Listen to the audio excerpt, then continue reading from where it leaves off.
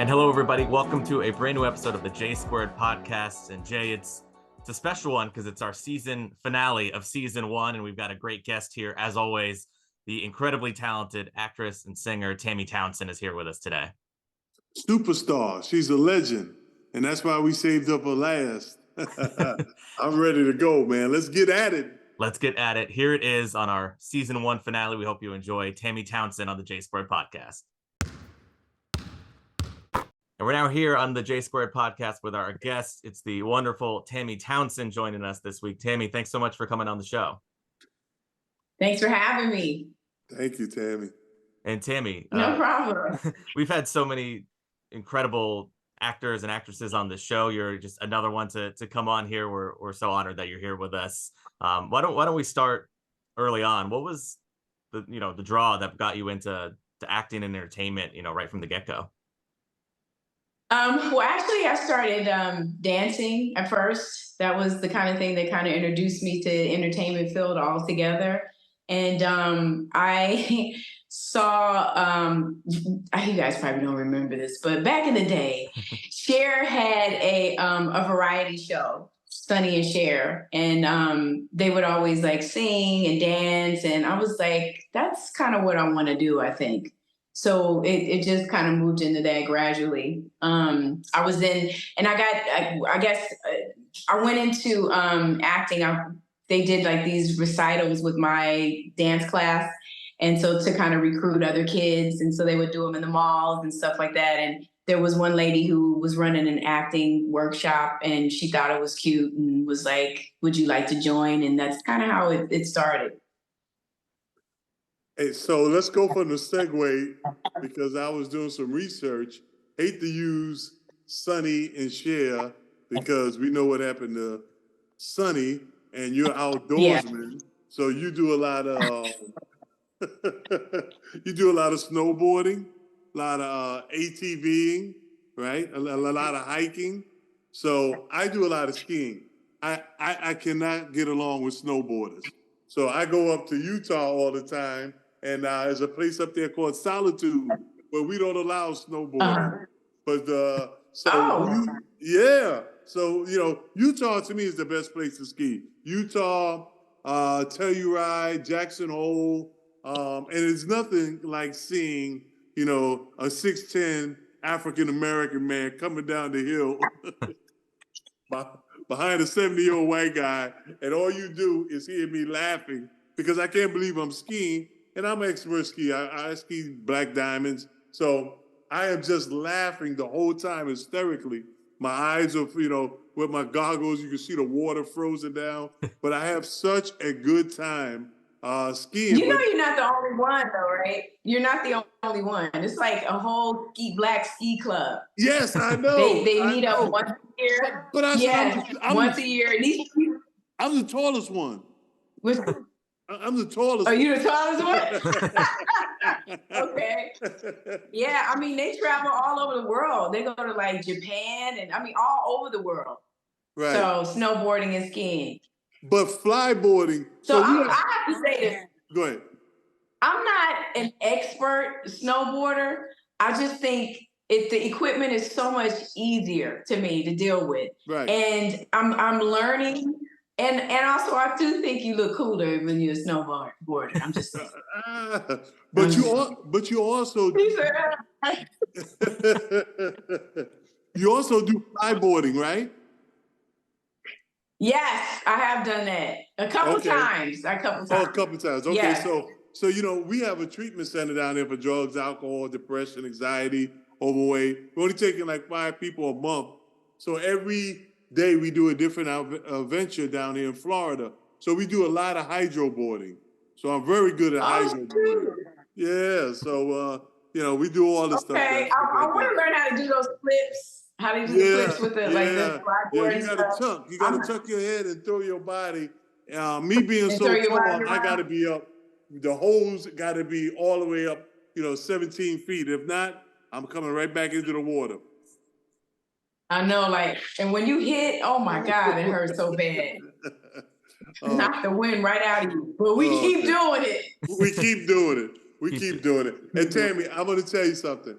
I've been a fan of yours for so long. We're almost the same age. You're a lot younger and you look a lot better than I do. Trust me, you take care of yourself. You are beautiful. But I remember Thank you way back on, now it's a controversial show, but I never saw it as a controversial show. Remember Different Strokes? You know, that little sperm in there. Like now, like you can't even find it. I try to tell people Different Strokes, and I start singing and go, that's a pretty good song. Where you get that from? Well, it comes from a good show. And then, you know, a white guy, you know, did the right thing and, you know, and adopted 2 black people. And it was cool then. Now the world goes crazy. It's like the Little Rascals. Yeah. Can't even find them. How was your experience? Right. Well, I mean, that was actually my first job ever on television. So, and Gary Coleman was lovely to me. You know, he at that point he was like a seasoned vet.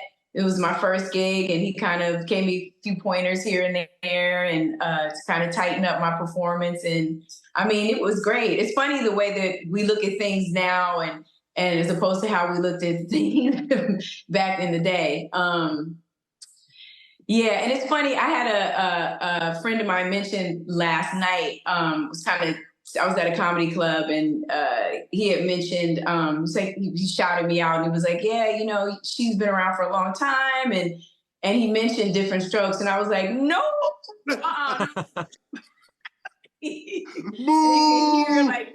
Exactly. It's like, damn. You're like, it's my first job. Yeah. Like of all the shows, you had to mention that one. Thank you. Well, Tammy, speaking of some of your shows, you just had a long run on the show Queen Sugar. Yes. You know, tell us a little bit about that process. And I know you were obviously one of the key roles on that show. You know, how did that come about, and just the development of on being on a show that, you know, lasts a long time and gets a following like that?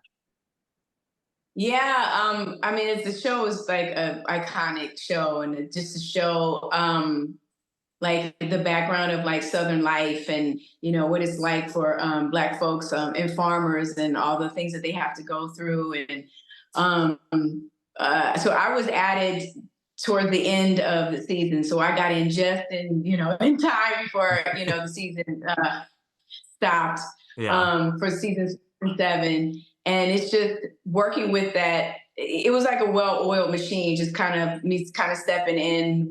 Everybody kind of knew what they were doing and what their roles are, what their processes. And so it was very easy for me to just kind of fit right in and flow with the show.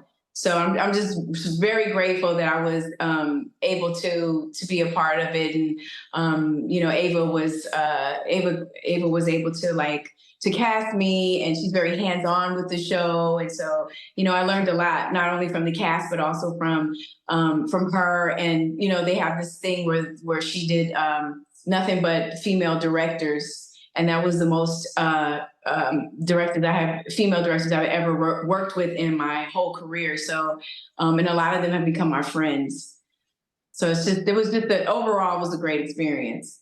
Yeah, and in working with Ava, you mentioned Ava Duvernay, who's maybe one of the most, powerful figures in Hollywood right now with what she's been able to do. Just what was that experience like with you being able to work with her?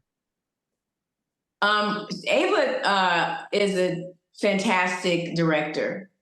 Like her vision and the way that she is able to communicate to her actors. Each one of us, because we all have different personalities and different things that motivate us and inspire us. She just has like a keen eye of being able to be able to pull the best out of each of her out of her actors. So I would love, if as far as directing, I would love to work under her again. I would like to be directed. I would love to see what more I could get, out of her. Because we only had the other cast members. They were like the first season. I think she was there majority of the time, and this last 2 seasons, because the show, it was run for just so long, was able to do it on its own. I only got like 2 weeks of her. So within those 2 weeks, I was able to really see how she kind of worked, and I was like really impressed with her. And did Oprah ever come on the set? Oprah never came on the set, but I was able to meet Oprah because she invited the whole cast for like a just like a final feast. We were, she had great Southern food, and it was at her home, and it was an amazing experience. Like I brought my mom, and we all like ate and broke bread and talked about the show, and so it was incredible. Well, Tammy, I'm gonna top your story. So, I wrote a book called Loose Balls, and it was about follies about my life and basketball, and it became the #1 show. And I did her show, and I bought my first wife. I know that sounds terrible. I bought my first wife. Yeah, you have. Okay, so like, all right, cool. And my dad, and we went to see Oprah, and Gail came out, and she kept going, "Woo, Oprah's in there. She done changed 3 times for you." And my ex-wife was like, so I was like, "Oh, okay." My dad was like, so we already had a problem. So after the show, my dad and my ex-wife fly back, and I end up staying because that's the way Oprah said it was going to be. And whatever happens, happens. So make a long story, not to get me and us into too much trouble here. And this is so long. Because it's getting juicy right now. So, and my dad calls me, says, "Son, you got to get home right now." My dad's from South Carolina, African American, does truck driving, brick mason. Was my best friend. God bless his soul. But he called me, he said, "Get back to the house, man. I had to solve a big problem." So I would get back there, and I come back, and I see the back of his pickup truck. It's just full with something. We had cattle, so I thought maybe a cow died, and we have to go bury it or something, because the wheels were off the front of off the ground. It was just full with everything, and it had a tarp over it. So he goes, "Man, I ain't getting you out of this much trouble no more. I've been driving for 2 days." He said, "Look at this." And he pulls back the top. And it's all the Inquirers, the National Enquirers, they had a cover of me, my ex-wife, and Oprah saying, "We in a love triangle." Dad was a G. I was gonna say it's going store to store to help you out. He said, you owe me $936.50. And he said, "But I solved that problem, but don't let it happen again." And I was like, "Do you think they only sell it in New Jersey, #1? Do you forget about the internet?" I was about to say, at least it was earlier days of the internet, where luckily that wasn't as easily accessible. I'm sure. But none of that was true. That is amazing. I know, because I was like, we're going to circle back to that. I'm going to let them get to the story, but I'm going to need to know what the hell went on with Oprah. For me to start that again. Right.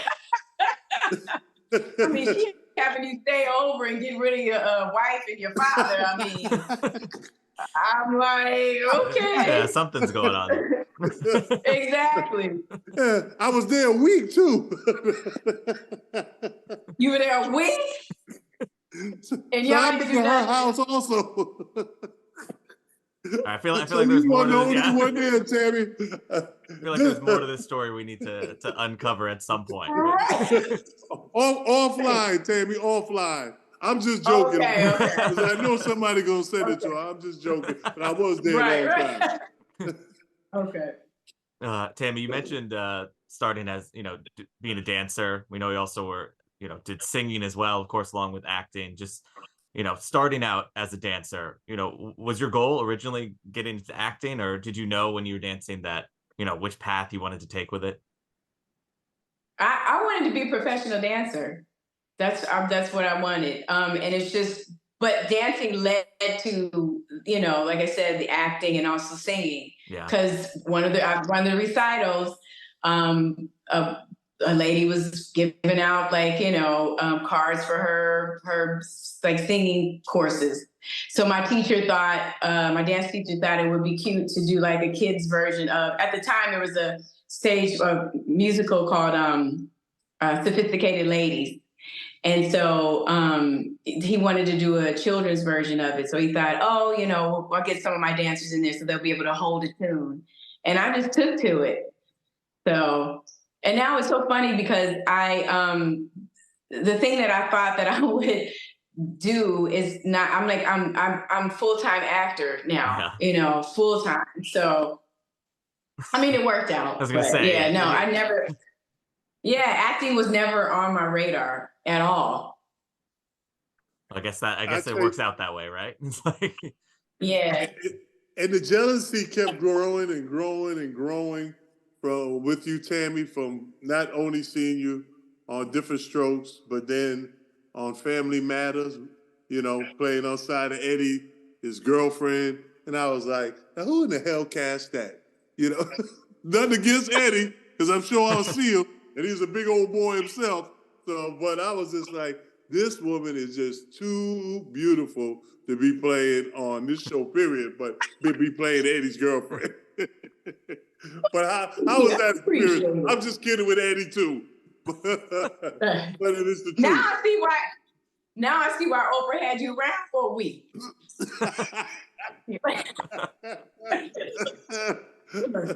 Just self-esteem boosting for a week for Oprah. Yeah. Right. Did you enjoy Family Matters? I did. And still to this day, no matter what I'm doing, people always reference that. That is the show that people know. It's iconic show, another iconic show. And I wasn't like a regular on the show. I just like did maybe 8 episodes on it, all together. But that's what people remember me from. They're like, "Are you still acting?" I'm like, "Yeah, I'm still acting." You're like, "I'm acting all the time." It's right. And you're about to do something with BET, right? The Average Joe. That's an interesting script. I was reading some of it.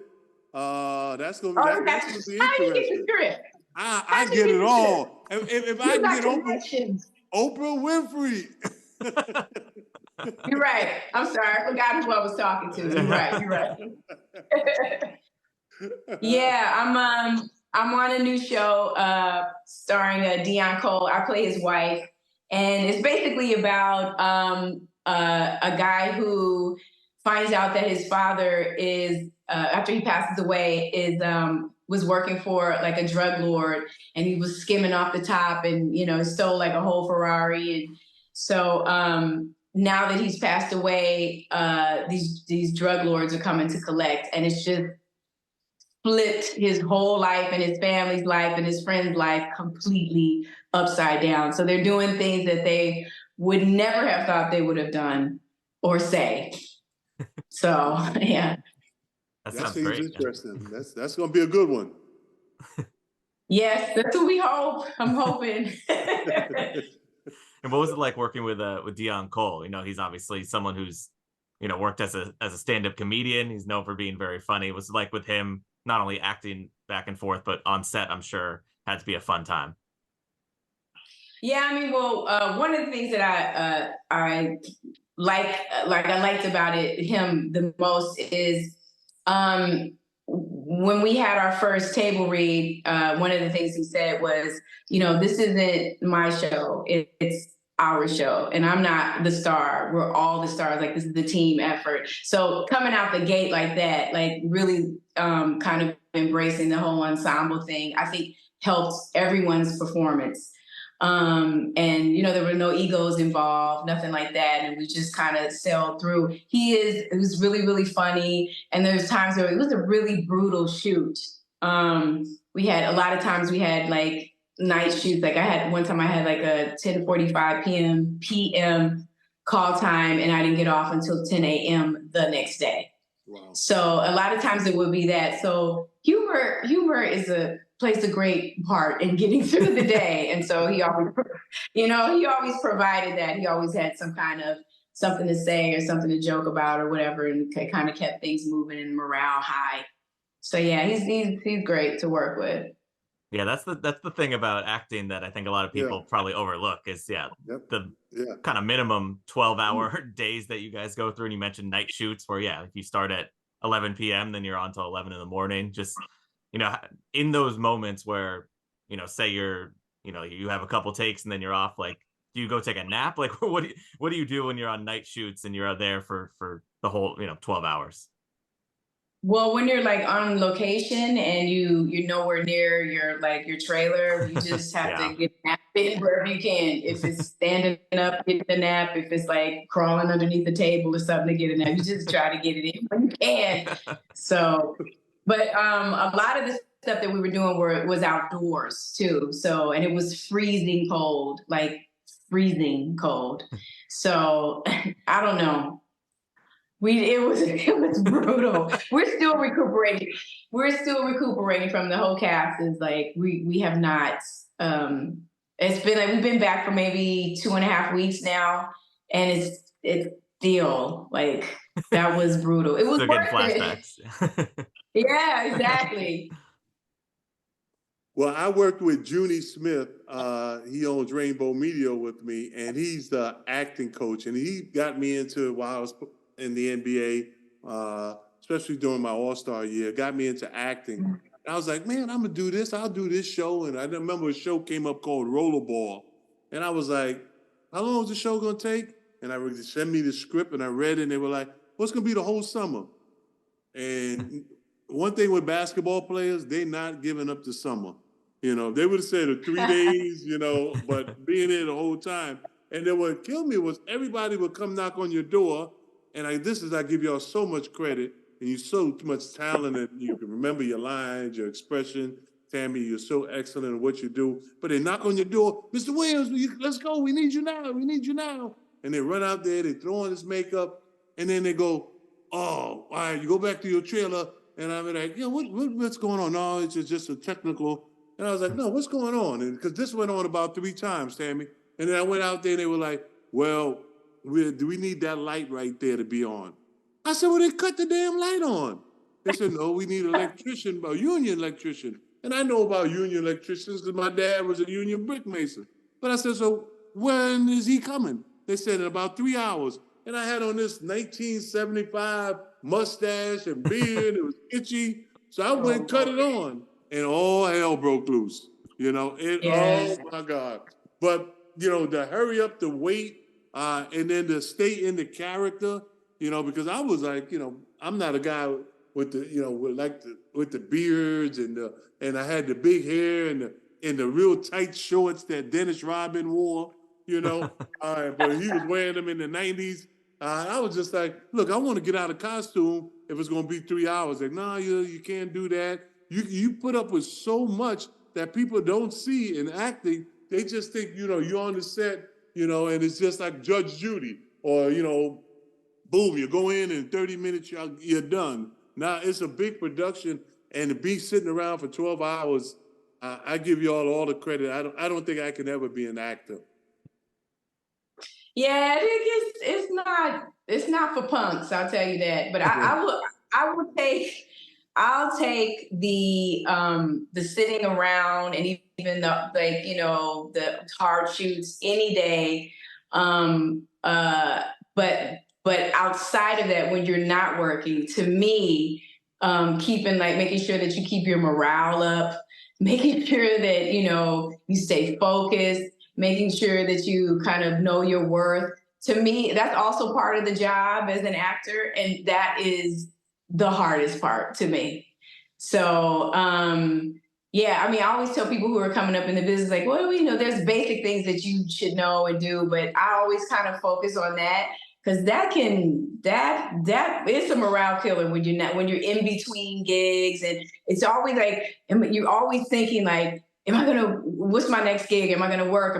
Yes, you are, but it's like waiting in between and waiting for that right one and making sure you're in the right mental space, spiritual space, and having the right amount of people around you that kind of keep you elevated is vital as an actor. But I never seen you play one of the roles that were, let me not, like Pam Grierish. Not that she did anything wrong, but the typecast that, like we were talking with Jasmine Guy a couple of weeks ago, where they want people that look like you and I, our skin complexion. You could play anything from don't take this personal, you could play a lot of different races, right? And they can make, so my mom's is white and my dad is black. And growing up back in the day was different than when you see all these commercials now and you see, oh, white person married a black person. That didn't happen back when I was a kid, but I never seen you play anything that was, oh, you're going to be a prostitute. You're going to be, like a criminal of this, that. Those kind of typecast roles. I haven't seen it. Played a prostitute. You have? In shock right now. I have. You did play a prostitute? I did. I played a prostitute. Well, it was like a woman who kind of fell on hard times, and she had to do what she had to do. That kind of thing. It was a show called Lincoln Heights. She had like a little sketchy past, so I did. Yep, I was wearing a little short, tight stuff. I did. I wore. But the role was really, really good. What'd you say? I would say you're like, and I was wearing it for 12 hours every day. Right. Right, exactly.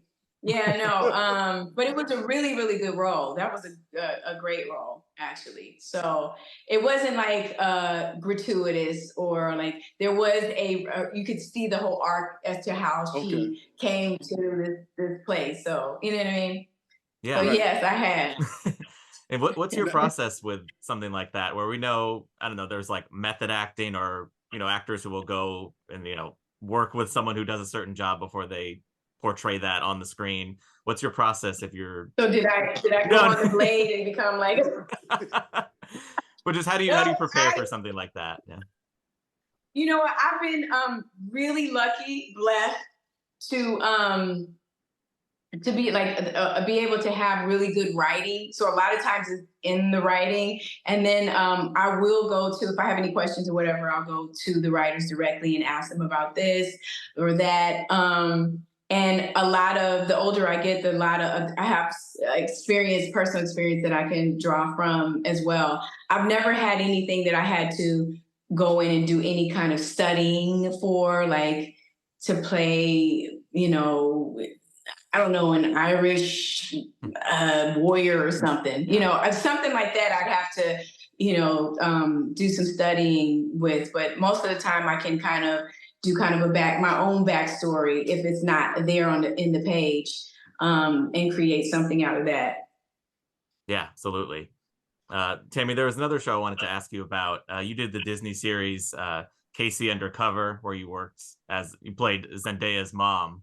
What was it like working with Zendaya? And I don't know, did you know at the time that she would become one of the biggest superstars in the world a couple years later? You know what? Most of Disney is like one of those places where if kids get in at a certain age, they really do help to groom the kids to become like these superstars if that's something that they want. They really do. They help with like with interviewing and how to carry yourself, and it's like a whole thing. But yeah, I mean, you could clearly tell me working with her, she's so friggin' talented. And then I know most people kind of know her from like probably Euphoria and Spider-Man and these kind of things. But Zendaya is really funny. Like, she's really, really funny. And also she has the ability to do all these different accents. This is what people, with the Disney show, I was able to see like her wide range as an actor. Now she did we had one episode where she was doing a kind of like a Mrs. Doubtfire type of role, and she killed it. Like, this girl she's incredible. She's an incredible, awesome talent. A lot of them don't come around like that. Like, you know what I mean? Yeah. No, like you said, she's unbelievable. Yeah, singing, acting, the whole thing. So. Yes, exactly. So Tammy, last night I heard you went to a comedy show, right? I did. Yes. Now, and I know you love comedy, right? Now, you think you can do stand-up comedy? Absolutely not. No. That, to me, being a comedian is probably one of the hardest jobs, I believe. in the entertainment field. I mean, it's everybody has different sense of humor. You know, the timing has to be just right. It's just so many different moving parts within it, and then it's a really hard gig because, like, especially new people coming up and trying to, you know, get the whole rhythm of it, and there's a lot of rejection involved in it, and typically the audiences will let you know if you're bombing. I mean, at least we have a barrier with actors, we don't get clear, but they get instant gratification or instant, like, you know, you're terrible and booze. So no, I would never do. Now I would play a comedian, but I would never. Yeah, you like play a comedian where, like you said, you have the barrier. Yeah, exactly. You know, I did a show on WFAN. It was just a sports show, sports radio show. And I really didn't want to go on the show. And I was negotiating a contract where my agent was for me to be extended with the Nets. And the Nets just happened to have 7 Jewish owners. And they called themselves the Secaucus 7. Now, you remember that, Jesse. And yeah, I remember you were telling this one of the shows, yeah. And you remember, me and you are pretty good friends, right? Of course. And you're Jewish, so yeah. All right. So I don't get canceled. All right. So I go into the studio and I just do a little skit because I always try to keep people light, and I was just saying, it was like, how was the negotiation going? One of the Mike and Mad Dog asked me that, and I go, yeah, it was going pretty good. So I put my ear on the door and I heard one of the owners saying, how much money does this guy want? You know, $10 million. He goes, you know, how many, you know, I was doing the accent when it was all wrong, Tammy. You know, like, how many Cadillacs can one black guy drive? You know, he's this. And I was just like, and people were laughing. And then I was like, all right, you know, this is funny. And then I said the word, I go, holy bar mitzvah. And all of a sudden, the whole, like, the switchboards lit up. And I was like, wow, I am funny. Oh, my God. And then nobody else said anything for the interview. That was Jayson Williams. I was like, that's a short interview. Let's keep going. They're like, no, I think that's enough. Time I got to my car, my agent called me. He was like, Jayson, you got to get your ass back to the studio. I was like, why? He says, you have to apologize to every Jewish person in America, in the world. You're not allowed to say holy bar mitzvah. And I was like, what? You know I didn't mean nothing by it.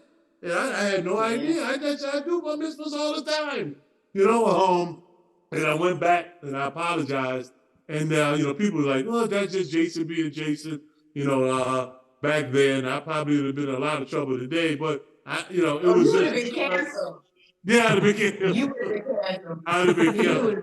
You know, and I was truly sorry because I had no idea what I was saying and how important that was to them. But, you know, it was okay. You know, some people don't want to say sorry. They don't want to repent. They don't want to, you know, they just want to fight being canceled. Sometimes I understand that you shouldn't be canceled for every little thing, but sometimes you got to take constructive criticism. If you say something wrong, and you offend somebody, you might have to go back and apologize and straighten that out and mean it, you know? So, and then that's what I did. And, you know, we came back and the Secaucus 7 ended up signing me for like $100 million. I was like, oh, you guys did forgive me. Yeah, it all worked out.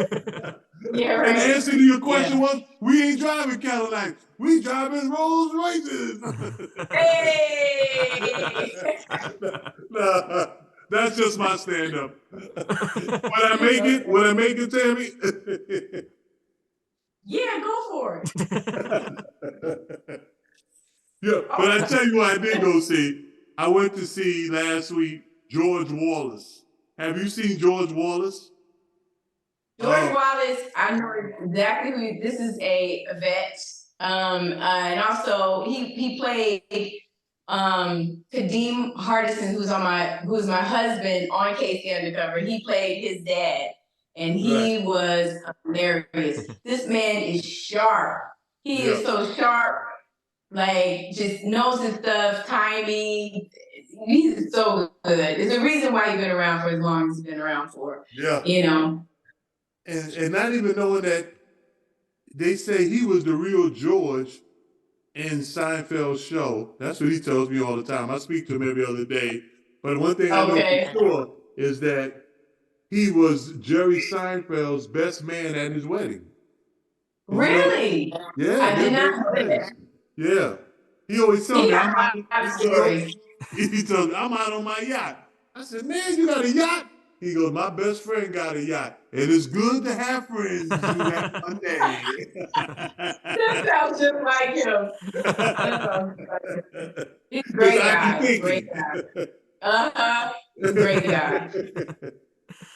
Tammy, I know obviously we're because of Jayson's career and my sports affiliations, we have some sports connections to the show. Do you follow any sports? Did you play any sports growing up? Or it's cool to say no. Here's the thing, like it's so funny because I am not funny, weird, because I'm such a tomboy, and when I was a kid, I played all kinds of sports, flag football, baseball, all of that, and then as an adult, I just didn't. Yeah. I'm not into it. That's what I was telling Robbie. I was like, are you sure you want me?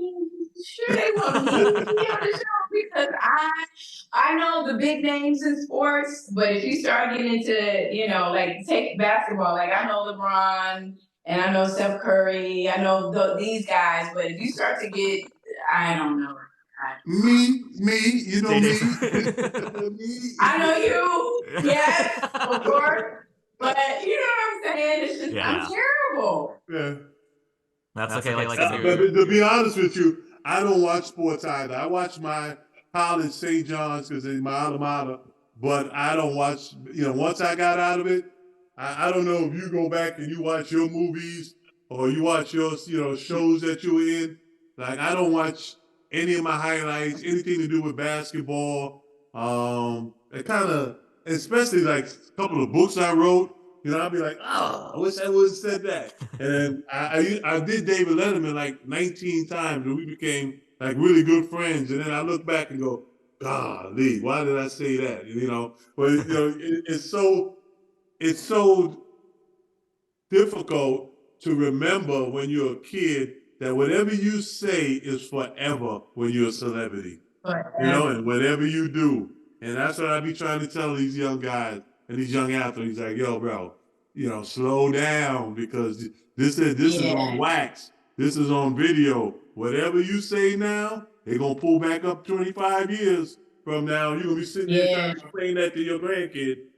Well, it's not even celebrity anymore either. It's anyone. You put it out there on the internet, it can be found. So. Yeah. That's true. You will lose your job off of stuff, Yeah. A whole bunch of Karens. A whole bunch of Karens. Oh yeah. They're out there. Not a game. They're out there. Well, Tammy, thank you so much for taking the time today. We really appreciate it.